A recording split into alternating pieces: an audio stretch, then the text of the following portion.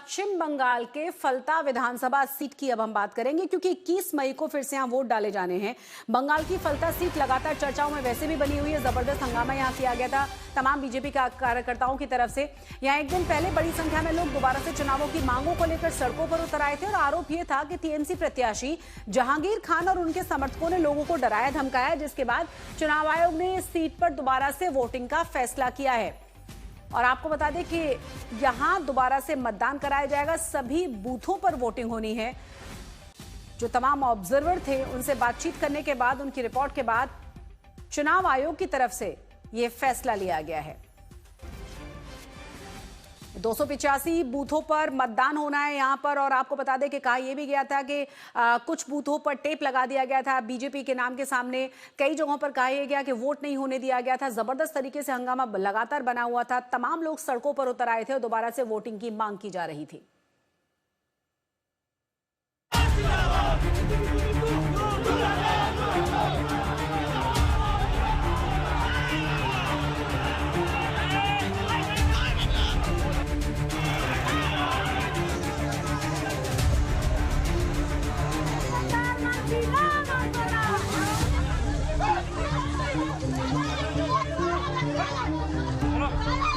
विरोध प्रदर्शन की ये तस्वीरें एक दिन पहले की हैं, जब फलता विधानसभा सीट पर दोबारा चुनाव की मांग को लेकर बड़ी संख्या में लोग सड़कों पर उतर आए।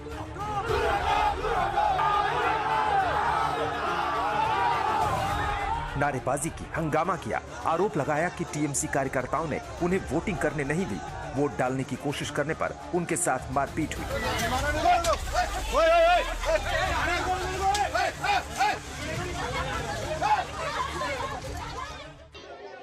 यहाँ का जो मुखिया है इजराबिल चौकदार, तृणमूल का आदमी है, वो 10-15 आदमी को लेकर बाइक में गांव के अंदर घुसा, लड़कों को मारा।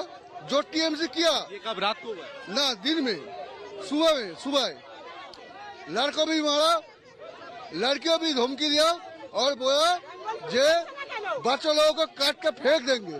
कौन तृणमूल पार्टी है, इन लोगों को धमका रहा है, डरा रहा है हम लोगों को, सबको। अब तक नहीं विचार मिला हम लोगों को।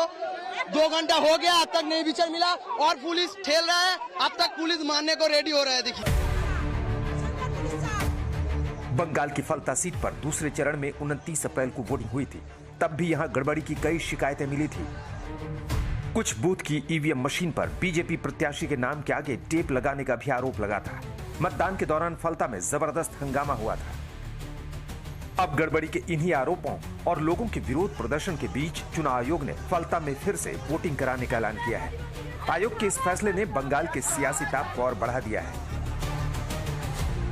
फलता विधानसभा डायमंड हार्बर लोकसभा के तहत आता है, जहां से अभिषेक बनर्जी सांसद हैं। फलता में फिर से चुनाव के ऐलान के बाद अभिषेक बनर्जी ने सोशल मीडिया पर लिखा, बांग्ला विरोधी गुजराती गैंग और उनके प्यादे ज्ञानेश कुमार के लिए मेरे डायमंड हार्बर मॉडल को जरा सा भी नुकसान पहुंचाने के लिए 10 जन्म भी कम पड़ जाएंगे। अभिषेक बनर्जी का हमला बेहद तीखा था, लिहाजा बीजेपी की ओर से पलटवार होते देर नहीं लगी। तृणमूल कांग्रेस का एक ही प्रचार रहा, अगर वोट दो, नहीं तो सारे सुविधाएं बंद, राशन पानी बंद, घर से निकालना बंद, तुम्हारा दुकानें बंद, वोट देना पड़ेगा, नहीं तो लक्ष्मी भंडार बंद। सारे सुविधाओं से, सारे पंचायती व्यवस्था से अलग कर देंगे। तो थ्रेट ही उसका इलेक्शन कैंपेन था। वोटिंग से पहले भी फलता विधानसभा पर सियासत कम नहीं थी। ये वही सीट है जहां से टीएमसी के जहांगीर खान प्रत्याशी हैं। चुनाव से पहले भी जहांगीर और टीएमसी समर्थकों पर लोगों को डराने धमकाने का आरोप लगा था, जिसके बाद चुनाव ड्यूटी पर तैनात आईपीएस अजय पाल शर्मा का चेतावनी वाला वीडियो सामने आया था। आसपास के जितने भी लोग हैं अच्छी तरह से समझ लें कि अगर किसी ने बदमाशी करी तो उनका कायदे से इलाज किया जाएगा। फिर अगर कहीं से खबर आ गई कि किसी ने कोई खुराफात करने की, किसी को परेशान करने की कोशिश की है, तो फिर उसकी खबर फिर अच्छे से लेंगे हम।